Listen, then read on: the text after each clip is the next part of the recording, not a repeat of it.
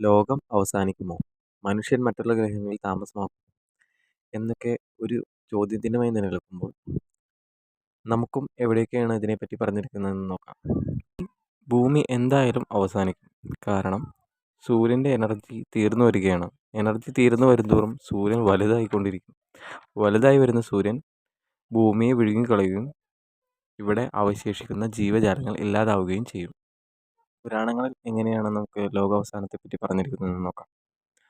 ഹിന്ദു പുരാണത്തിൽ ചതുർയുഗങ്ങളിൽ നാലാമത്തേതും അവസാനത്തുമായുള്ള ഇപ്പോഴുള്ള കലിയുഗം. കലിയുഗാവസാനം ഭൂമി മുഴുവൻ അധർമ്മം കൊണ്ട് നിറയുകയും വിരാട് പുരുഷന്റെ രൂപത്തിൽ, അതായത് 10ാമത്തെ അവതാരമായ കൽക്കി അവതരിക്കുകയും ഭൂമിയിലുള്ള ദുഷ്ടജനങ്ങളെ നിഗ്രഹം നടത്തി ഭൂമിയിൽ ധർമ്മം തിരികെ കൊണ്ടുവരികയും ചെയ്യും.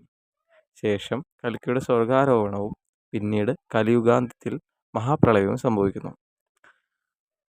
ഇതാണ് നമുക്ക് ഹിന്ദു പുരാണത്തിൽ നിന്ന് ലഭിക്കുന്ന ലോകാവസാനത്തിൻ്റെ ഒരു പിക്ചർ. പിന്നീട് കൃതയുഗം ആരംഭിക്കുന്നു. അതായത് ഇവിടെ ഓരോ യുഗങ്ങൾ ഒരു സർക്കിൾ പോലെ കടന്നു പോകുന്നു. ബുദ്ധമതത്തിൽ നമ്മൾ നോക്കുകയാണെങ്കിൽ 5000 വർഷങ്ങൾക്ക് ശേഷം തൻ്റെ പഠിപ്പിക്കലുകൾ മറക്കപ്പെടുമെന്നും തുടർന്ന് പ്രക്ഷുബ്ധത ഉണ്ടാകുമെന്നും ബുദ്ധൻ പ്രവചിച്ചു. മൈത്രേയൻ എന്ന ഒരു ബോധിസത്വൻ പ്രത്യക്ഷപ്പെടുകയും ബുദ്ധധർമ്മത്തിൻ്റെ പഠിപ്പിക്കലുകൾ വീണ്ടും കണ്ടെത്തുകയും ചെയ്യുമെന്നും ലോകത്തിൻ്റെ ആത്യന്തിക നാശം 7 സൂര്യന്മാരിലൂടെ വരുമെന്നും അതിൽ പറയുന്നു. ഇതിനെപ്പറ്റി പ്രതിപാദിക്കുന്നത് ഖിയാമത്ത് നാളിൻ്റെ മുന്നോടിയായി ഒരുപാട് അടയാളങ്ങൾ കാണപ്പെടുന്നു എന്ന് പറയുന്നു.